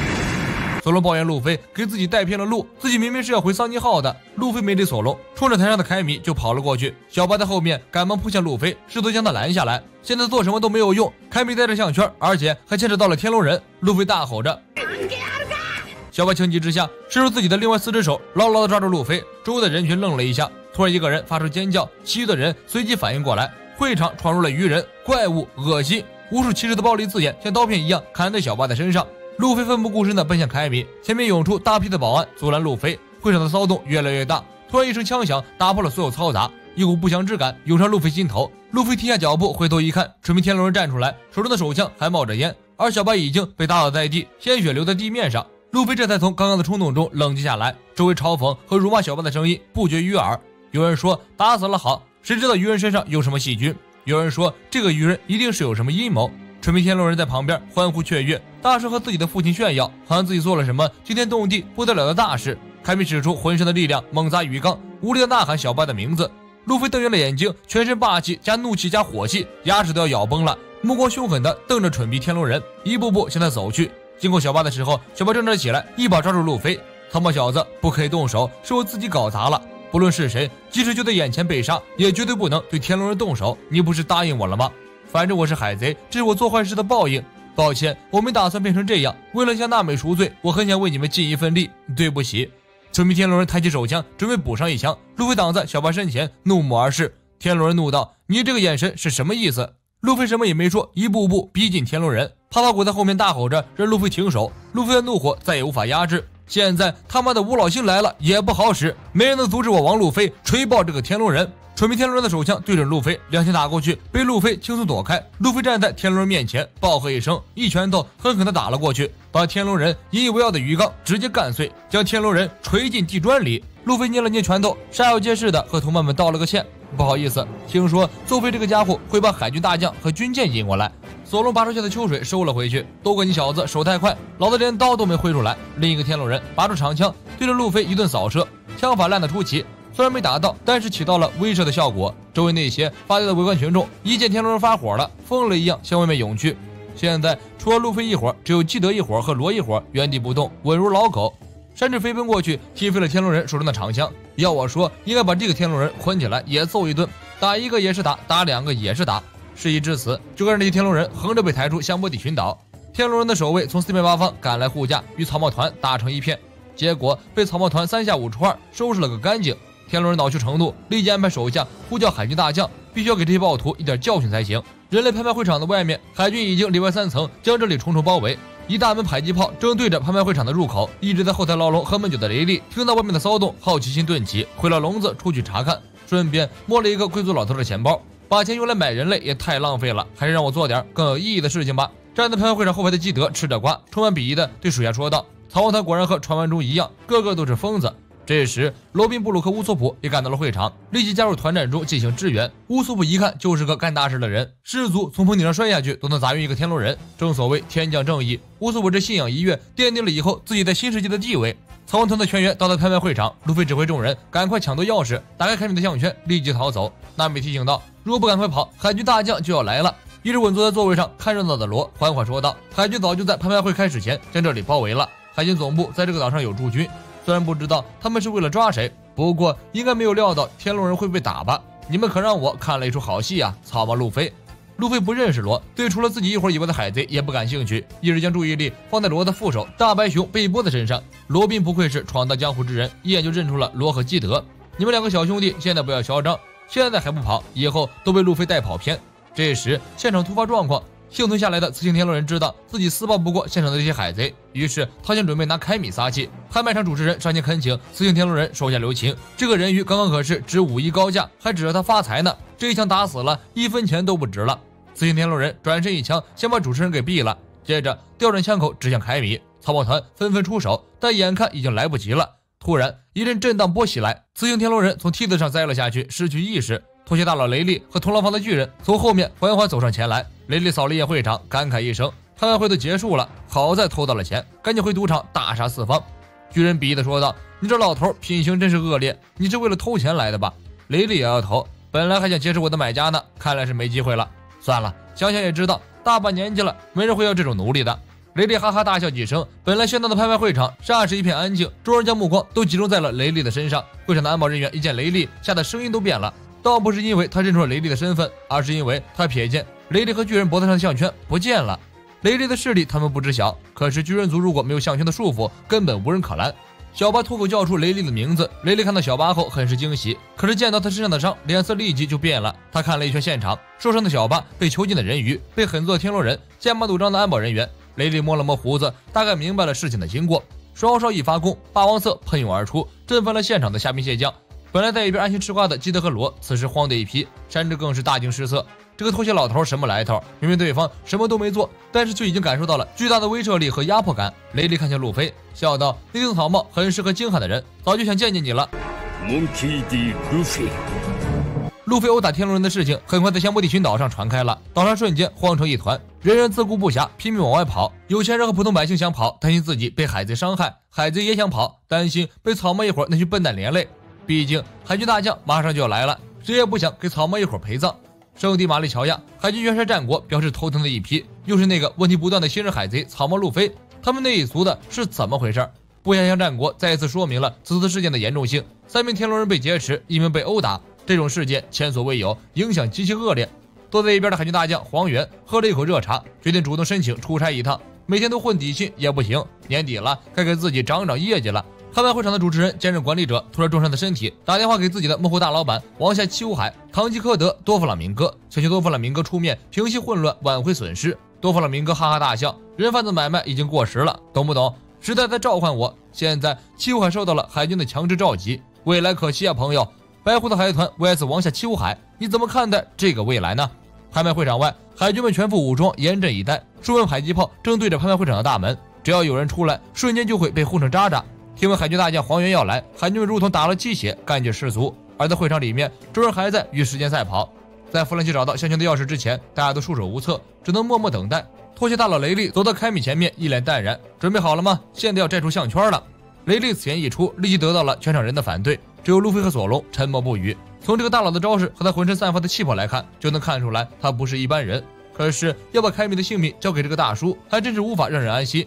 雷利根本没给众人过多的考虑时间，直接手起刀落，咔咔几下就强拆了凯米的项圈。一声巨响，项圈爆炸，有惊无险。凯米安然无恙地浮在鱼缸里和大叔对视，大家都看傻了，所有人都无计可施的项圈，雷利仅需几秒钟轻松拿掉，而且还是徒手，气都没有多喘一下。废话不多说，雷利催促大家赶快带着人鱼凯米离开。弗兰奇将找来的钥匙送给了其他的奴隶，让大家自行解开手铐项圈逃命。路飞一直一言不发，死死盯着雷利。几分钟前，雷利看着自己说：“早就想见见你了，蒙奇 D 路飞。”路飞对这个人的身份产生了好奇，这种大佬难道认识自己？站在角落里的基德微微一笑，没想到在这里居然能见到这种大人物，冥王希尔巴兹雷利。为什么传说级的人物会出现在这种地方？雷利笑道：“岛上的人都叫我杜猫将老雷，别轻易叫我的名字。老都老了，想过点安稳的日子。”雷利来到小巴的身边，查看了一下他的伤势，并向路飞表示感谢。路飞看着雷利问道：“大叔，你刚刚说早就想见我了，是什么意思？”雷利没有过多说明，现在会场被海军包围了，赶快突围出去才是正事儿。雷利不想让海军知道自己的身份，躲起来不愿出手，在幕后带着大家偷偷溜走。海军在外面开始喊话：“赶快放了天龙人，新人们，海军大将马上就来。”路飞、罗、基德三人听到耳中的话是：“来干一架吧，新人们，我们根本不屌你们。”三人摩拳擦掌，根本没理会天龙人，一路争争吵吵的向门外走去。海军们看着这三人，一点不敢轻敌，他们早已将三人的底细都摸透了。悬赏金3亿的草帽路飞，悬赏金3亿1500万的尤斯塔斯基德，悬赏金2亿的罗，三人都是各自船上的船长，是超新星中最强的3位，实力不容小窥，单凭他们是无法与其交手的。不过这些海军知道自己的任务就是拖住他们，等海军大将过来处理就可以了。海军们启动迫击炮进攻，三人各用自己的能力应对。路飞用身体弹开炮弹，基德则利用磁力将炮弹反射回去。罗的招式最酷，在形成的空间当中一刀砍下了海军的脑袋，不见一滴血，海军依旧活蹦乱跳，还能说话。罗一边玩弄海军的脑袋，一边戏谑地看向其他的海军。海军的领队慌了，立即命令集中火力猛攻三人。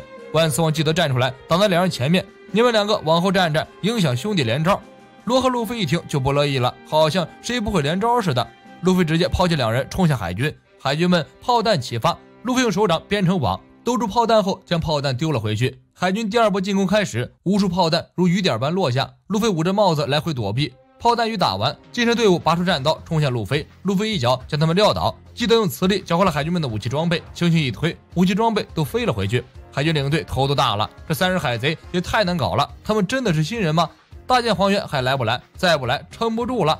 属下报告，援军正从基地涌过来，黄猿大将马上就到了。海军领队点点头，行啊，下回就让黄猿好好收拾收拾他们。海军派出小分队，由拍卖会场后门潜入，实施对天龙人的营救行动。一个海军问了一个深刻的问题：发现会场内有海贼，是否立即批捕？旁边的海军小哥立即答道：能把人质救出来就不错了，逮捕你个头！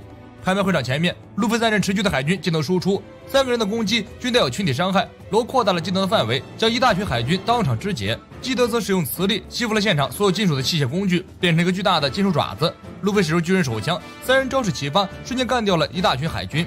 海军的营救小队顺利救出了3名天龙人，不过3大海贼团的船员对他们根本没兴趣。如果真要绑架天龙人，还轮得到这些海军潜入偷人？来一个打一个，来一群打一群。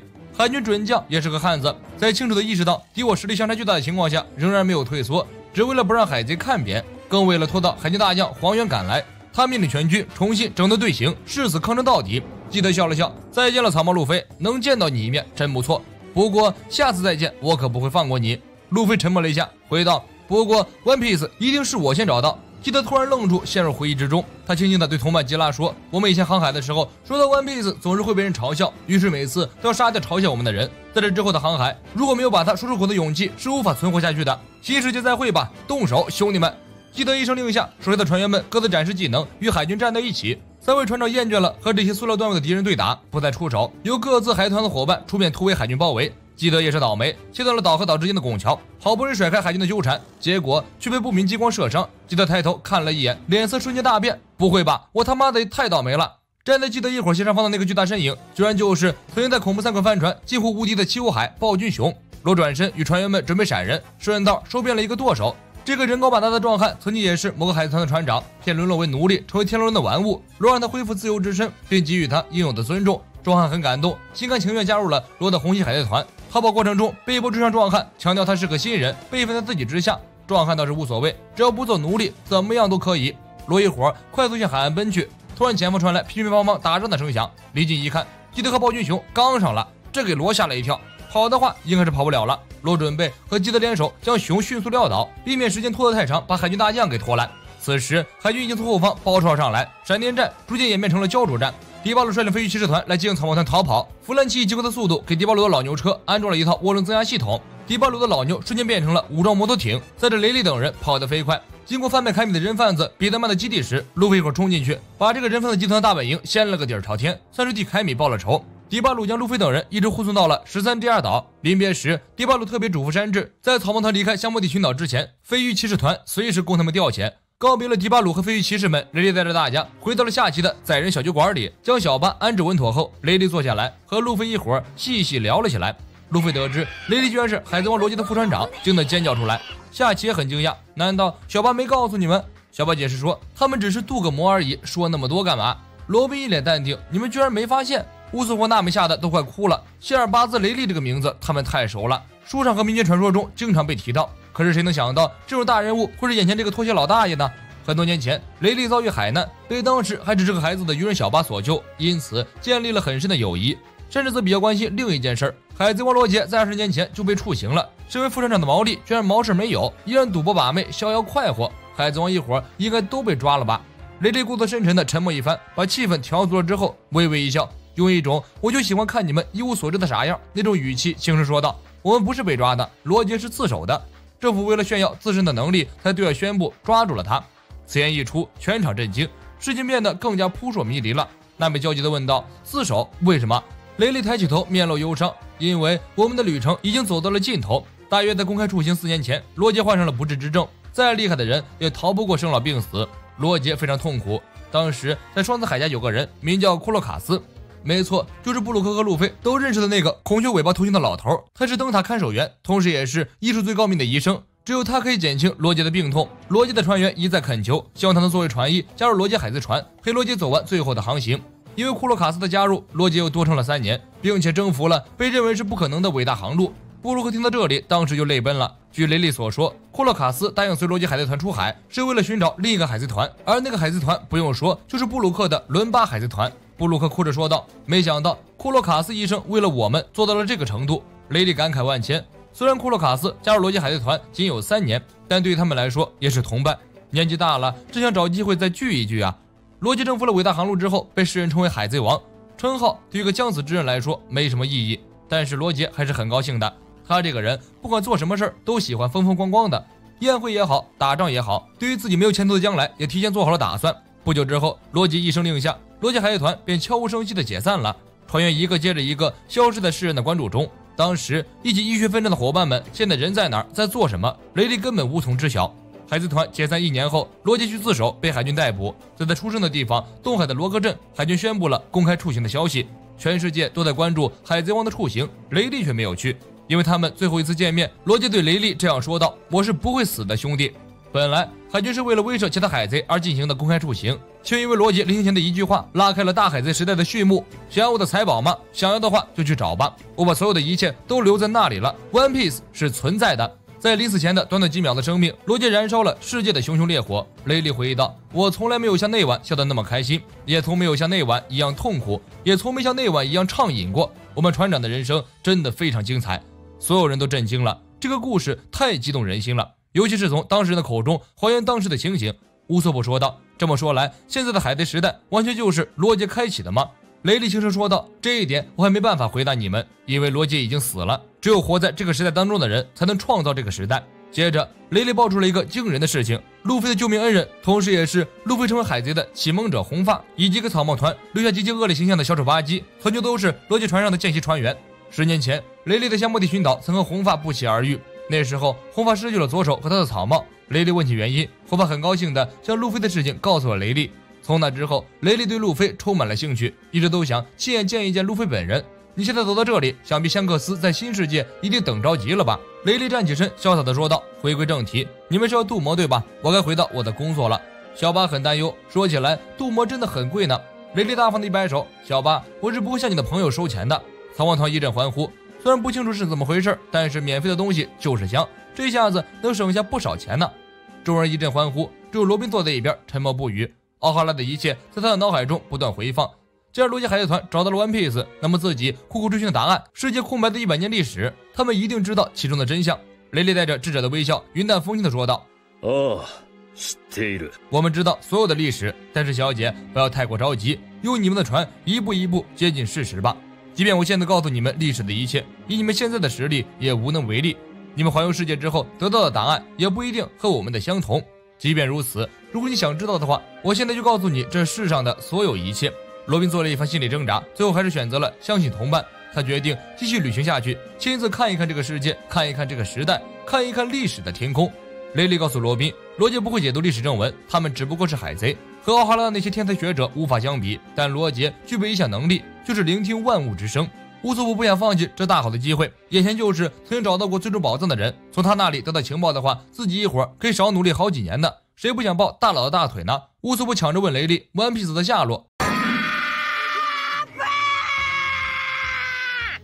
路飞一声吼阻止了乌索普，乌索普吓了一哆嗦。路飞吼道：“我才不想知道宝藏在哪里，也不想知道到底有没有宝藏。虽然什么也不知道，但是大家都是赌上性命出海的，我不想经历无聊的冒险。”乌索普手足无措，连连道歉。雷利笑道：“你们能行吗？伟大航路远远超出你们的想象，敌人也非常强大，你统治得了这片大海吗？”雷利紧紧盯着路飞，希望从他的嘴里说出自己想要的答案。路飞沉默片刻，说出了这样一句话：“我没想过统治，在这片海上最自由的人就是海贼王了。”雷利大为惊叹，不得不说，红发看人真的很准。路飞没有让雷利和红发失望，从他的身上，雷利看到了罗杰的影子，那个曾经让雷利不顾一切追随到底的男人的影子。雷利欣慰地笑了，什么也没说，背起工具准备出门去给桑尼号镀膜。为了躲避大将和海军的追捕，众人决定分头行动，在镇上找个地方躲起来。雷利将自己的生命卡分开交给草帽团，嘱咐他们镀膜最快要3天才能完成，大家可以根据雷利的生命卡3天之后到雷利所在的位置集合。路飞嘿嘿一笑，转向大家，对说：“可是海军大将，你们可别死了呀！”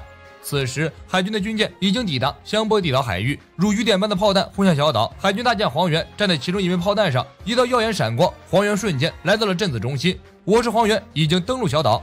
见到海贼王的副手，让大家感慨颇多。弗兰奇想起了奥尔杰克斯森号，那是师傅汤姆为罗杰打造的横跨世界的海贼船。当年汤姆因为此事被世界政府定罪，又被斯班达姆那个小人陷害，现在想想让人唏嘘不已。路飞提议去游乐场快快乐乐地度过3天，同一时间城镇里却在进行大逃杀。黄猿带来的海军精英们蜂拥进入城镇，扬言要把岛上的海贼一网打尽。海贼们苦不堪言，四处逃命。黄猿没有急着动手，似乎在用电话虫和某人联络，大概是来时的路上速度太快了，电话虫晕了过去。摩西了半天，电话虫也没有反应。旁边小心的角落里，2个不怕死的海贼看到大将黄猿落单了，喜出望外。俗话说双拳难敌4手，咱们俩这4手要是用上，给黄岩干倒了，那岂不是一战成名？这么幻想着，手中的来福枪就举起来了。眼见2发子弹全部穿过了黄岩的脑袋，但是黄源根本毫发无伤，两人吓得转身就逃。结果没跑几步，黄岩就站在他们的正前方。黄岩俯下身子，极其有礼貌地问道：“不好意思打听一下，我得找一个叫做战涛王的男人，他是老夫的部下。”黄源话没说完，两个孩子惨叫着向另一个方向跑去。黄岩直接抬起大长腿，踢出一脚光波，轰隆一声巨响，前方一棵直径足有100米的巨大红树被踹折，重重砸在地上。与此同时，超新星的反击也开始了。人形打碟机阿普不听手下的劝告，非要招惹一下黄源再跑路，以为这样耍弄一下海军大将很有趣。不用急，不久之后他就要为自己的蠢货行为付出代价了。其他的超新星们纷纷借此机会展露实力，竭力向观众表达老子才是又帅又强的那个人。首先上台展示的是来自南海的大卫女杰尼邦尼，悬赏金1亿4千万贝利。结合他刚出场时候招式不难推测，他的能力是将人变成老人或者小孩，围攻他的一大群海贼都被他变成了坐在地上哇哇大哭的小屁孩。第2名登场的选手是来自西海，悬赏金1亿3800万贝利的黑帮教父匪帮卡彭贝基。海军包围他的时候乐坏了，总算逮住一个落单的过亿新人了。兄弟们，群殴他！贝基微微一笑，看清楚形势了，不是你们一群包围我一个，而是我一个人包围你们一群。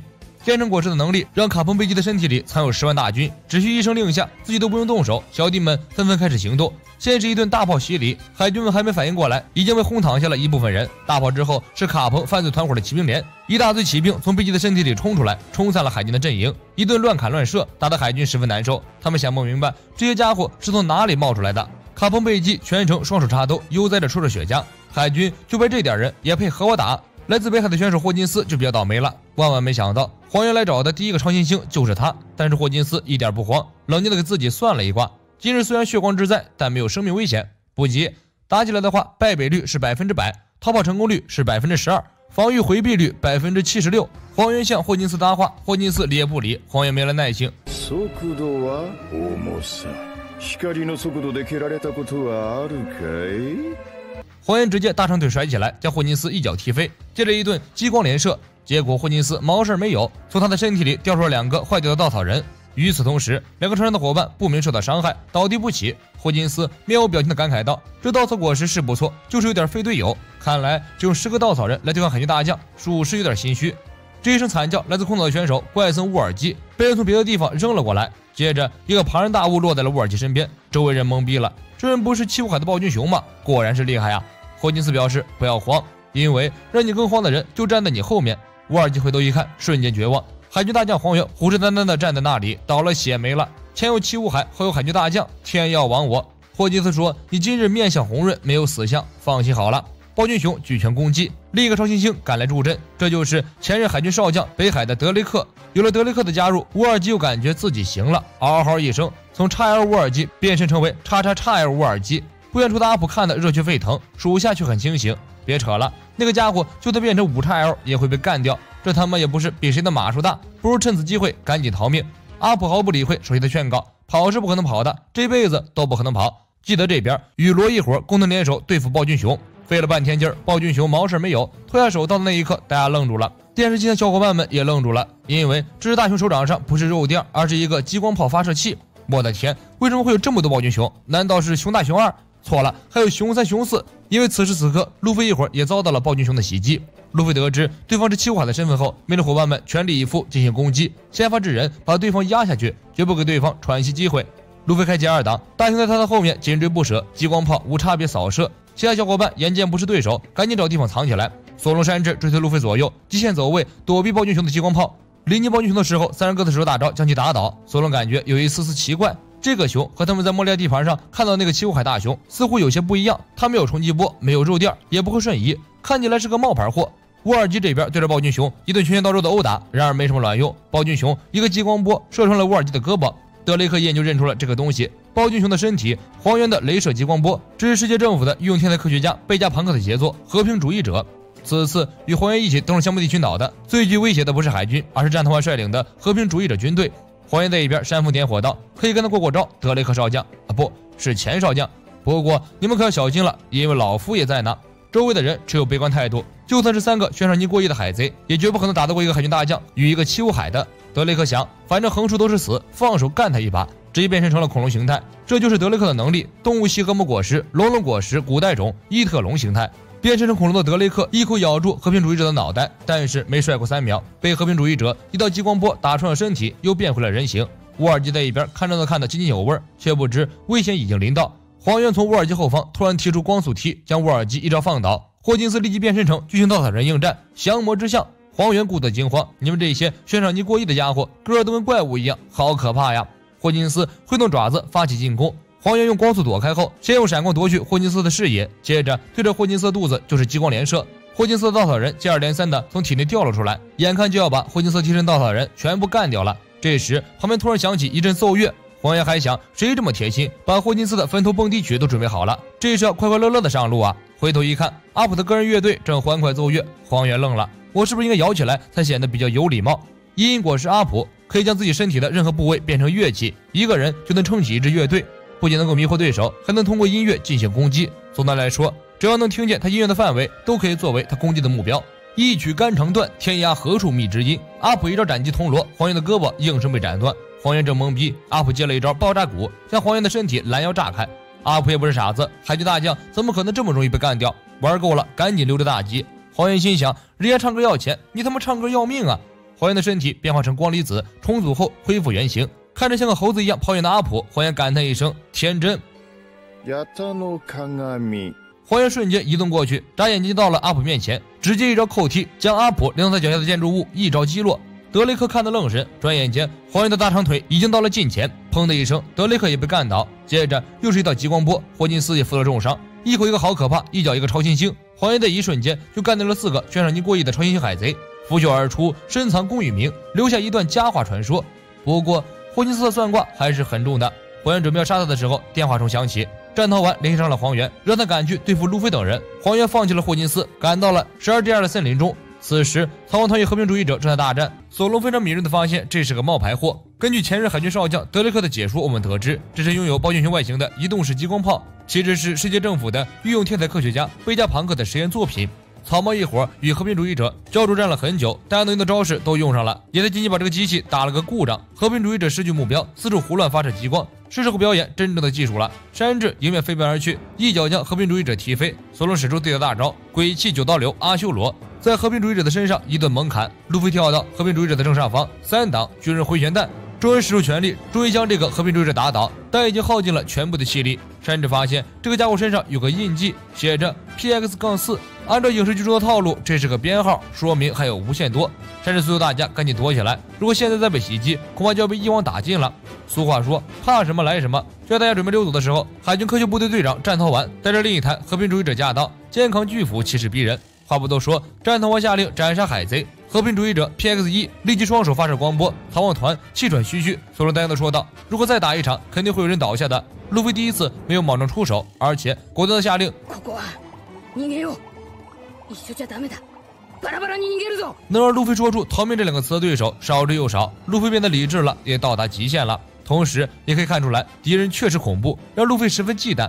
大家愣了一下，随即兵分3路逃走。路飞、索隆、山治3大主力也分成3路，分别保护同伴。路飞大吼一声：“兄弟们，3天后在阳光号所在地集合！”战逃丸这种强硬派是不可能放任他们逃跑，当即下令 PX-1 追击。和平主义者 PX-1 首先摧毁了12T通向其他小岛的桥梁，接着随机选中了山治一队。战逃丸的选择挑战路飞，路飞用出全力打出激光枪攻击，战逃轻轻一推就将路飞的招式化解，并将他击退。但战逃丸并不像以往那些敌人一样洋洋得意，他肯定了路飞的攻击确实很厉害，但是自己是世界防御最强的男人。短暂交手就让路飞认识到了战逃丸的强大和棘手，他根本没有接触到自己就能隔空打牛，使出非常厉害的攻击。天外有天，人外有人，世界之大，强者如云。索隆一队更难受，遭遇了前来追击的海军大将黄猿，一道光波闪过，索隆哀嚎一声被打倒在地。罗宾扯着嗓子喊道：“对方是海军大将，大家小心！”草帽团本来就不高的17只被打击得更加低落，在全员状态最不佳的时候遭遇海军大将，这不就是等死了吗？除非有贵人相助，否则必死无疑。黄猿抬起脚，闪烁的光波瞄准索隆的脑袋，悬赏金1亿2千万，海贼猎人索隆。之前听说你是个身手不凡的剑士，没想到一招就被我解决了，看来是积累了不少的伤呢，你就慢慢安息吧。黄猿这脚抬的都快有半级了，他自己酸不酸不知道，反正看着是挺酸的。如果不是在故意放水耗时间等下班，就是在等着有人来增援，反正行为很可疑。乌索普和布鲁克对黄猿猛攻，但是完全打不到他那个自然系的身体。罗宾用一拍小手，试图将索隆拽走。黄猿眨眼间就赶了上去，一脚踏在索隆身上，将索隆摁住，另一只脚再次高高抬起来。没用的，就想把他挪走，我现在就要了结了他。这时黄猿一直等他的增援来了，只见雷利老爷子踏着凌波微步般的步伐，如风般飘来，一脚飞踹将黄猿的大长腿踢开。黄猿一道光速踢，被老爷子改变了攻击轨迹，太刺激了。关键是黄猿看到雷利毫不意外，轮到你出场了，冥王雷利。雷利微微一笑，不要摘掉嫩芽，他们的时代才刚刚开始。众人松了一口气，雷利表示还没到下班的时间，我们还可以再拖一会儿。雷利强硬地问道：看来你是不肯放他们一马了，黄猿。黄猿回道：下班时间怎么都好说，上班时间放了他们，怎么和天龙人交代？路飞趁着这个机会歇斯底里的呼唤乌索普、布鲁克，让他们背着索隆拼命地跑，所有人只管想办法逃跑。乌索普和布鲁克反应过来，扛起索隆就跑。现在的我们还不是这些人的对手。弗兰奇一炮轰飞了和平主义者 PXE， 打响了逃跑的信号，全拼尽全力逃命。路飞还不忘和雷利道谢，雷利笑着挥挥手，祝你们一路顺风。黄猿见他们要溜，立即使出8尺镜，准备追上去。你当我这个光速是个笑话，在我面前奔跑，岂不是在侮辱我？雷利不知道从什么地方掏出一把长剑，一剑挥下去，砍了黄猿的光，将黄猿拦住。黄猿表示，既然你要来跟我比划比划，那我抱着尊老爱幼的原则，一定是来者不拒的。天从云剑，黄猿从手中抽出一把光剑，和雷利开始激烈的对劈。战逃完，呼唤 PXE， 干掉身负重伤的索隆。PXE 锁定好目标，腾空追了上去。乌索普背着索隆狂奔，回头一看，差点吓尿。布鲁克主动断后，拔剑想为乌索普争取一点时间。PXE 一道激光喷过来，直接将布鲁克轰飞。布鲁克成功的为乌索普和索隆争取到了1秒钟的逃生机会。另一个小队的山治发现情况不对，立即赶来支援，跳起了一脚将熊踹倒。大熊转身发射激光炮，很快山治也倒下了。即便是无法战斗，山治还是死死抱住大熊的腿，给乌索普和索隆争取逃走机会。PXE 很快反应过来，抓起山治给了他一招重击。不远处的路飞看到情况，想要赶来支援。战桃花在身后又给了路飞隔空一掌，武装色霸气加成，让小小身体的路飞也饱受暴击伤害，被战桃花几招打倒在地。乔巴眼见伙伴一个接着一个倒下，心中焦急万分，情急之下直接吃掉了3颗蓝波球，跳过普通形态变化，直接开大，变成巨型驯鹿怪物扑向战桃丸。乌索背着索隆再也挪不动半步，一方面因为体力耗尽，一方面因为过于恐慌，双腿发软。PXE 转向乌索普这边，激光炮在手掌中充能。这时，一个温柔的声音从乌索普的身后响起。PXE 很听话的停止了攻击。乌索普回头看了一眼，险些吓晕，因为他的身后站着另一个暴君熊。索隆挣扎着站起身，看了一眼就认出来了，眼前的这个暴君熊是如假包换的本尊。暴君熊俯瞰着索隆，用极其温柔的声音说道：“你还活着呀，罗罗诺亚。如果要旅行的话，你想去哪里呢？”乌索普看到暴君熊脱下手套，大呼不妙，呼唤索隆赶紧逃命。可是哪还来得及，暴君熊的熊掌已经拍了下来。啵的一声，索隆凭空消失，现场的人都看傻了。从黄猿和战桃丸的反应来看，暴君熊的出现也是他们意料之外的，并不在海军的剧本里。娜美惊恐地看着索隆消失的地方，喃喃自语道：“那个招式我见过，在恐怖的3个帆船，有一个女孩就是这样消失的，再也没有回来过。”自称全世界嘴巴最紧，绝对不会泄露一点情报的战桃丸告诉路飞，据说被暴君熊打飞的人会在空中飞3天3夜，具体会飞到哪里去，只有本人知道，但至少不会在本岛，也不会在眼睛很快能看得见的地方，也许会在远远的大海对面。这时PXE 将目标瞄准了乌索普，而乌索普的注意力一直在索隆消失的地方。暴君熊一个瞬移来到了 PXE 面前，低语道：“别来碍事儿。”不 ，PXE 也不见了。路飞扯着嗓子大喊：“别愣着，你们赶紧跑！所有的事情等得救以后再说，跑啊！”曹洪他每个人都竭力的保护同伴，但是在拥有压倒性实力的大熊面前，大家都显得那么弱小无力。在路飞歇斯底里的惨叫声中，大熊将曹洪团的成员一个接着一个排飞。路飞此时他感觉到了自己的无能为力。伟大航路前半段就是青铜段位，从现在开始才是真正的强者局，不变强就只有坐等被杀。雷利听见路飞等的叫声，想要过去帮忙，奈何黄猿太强，分身乏术，同时自己年龄也大了。黄猿和雷利对砍，啥事没有，雷利已经气喘吁吁。与一个海军大将对线，居然还关注别的路，也太小看老夫我了吧！雷利手中长剑一挑，弹开黄猿的攻击。大熊一招瞬移来到雷利身边，低声和雷利说了几句话。雷利一愣：“你想让我相信你说的话吗？”大熊平地说道：“信不信是你的自由，我现在的立场也很危险。”黄猿很不爽：“你小子到底想干什么啊，熊仔？”暴君熊瞥了一眼黄猿：“只要不是政府的命令，我们就没有义务和海军联手。你的问题我不会回答你的。”路飞开启2档攻击大熊，大熊瞬移来到弗兰奇和纳米面前。路飞甩出小手枪，大熊张开手掌，将路飞的拳头轻松弹开，接着接连出掌，把弗兰奇和娜美都拍飞。路飞暴怒，怒吼着跳上去，暴君熊瞬移躲开，跳到罗宾的身后。乔巴赶过来，举起巨大的爪子拍向大熊。大熊不慌不忙，张开熊掌迎接。不，巨大的乔巴也消失了。在路飞的注视之下，大熊一步一步走向罗宾。路飞怒吼着向罗宾飞奔而去。罗宾伸出手试图抓住路飞，但还没等到路飞抓紧自己，最后一个幸存的伙伴罗宾被暴君熊一掌拍飞。这是路飞第一次感到如此的绝望和无助，只能无力的捶地痛哭。